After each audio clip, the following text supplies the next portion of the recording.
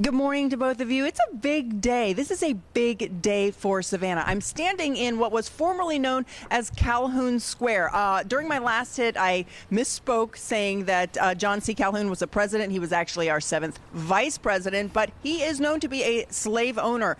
People in Savannah thought about maybe taking down his name from the square, and they decided to replace it. After 300 names were submitted, the city of Savannah chose Susie King Taylor, and I'm about to tell you why. Taking a look at the square is going to be a beautiful piece of real estate. And here's what Susie's life was like. She was born into slavery here in Georgia in 1848. She moved to Savannah to be with her grandmother when she was about 7 years old, and here she secretly attended school. So she had to go undercover to get an education. About 14 years old, she bounced. She escaped with other African Americans to a federal gunboat, which was docked just off of Fort Pulaski, which was Confederately run at the time. She eventually ended in a freedmen's encampment on St. Simon's Island. There, she taught other soldiers how to read and write. She became a nurse. She also served in the United States Union Army for free for 4 years. Well, she married an officer. They came back to Savannah and opened the very first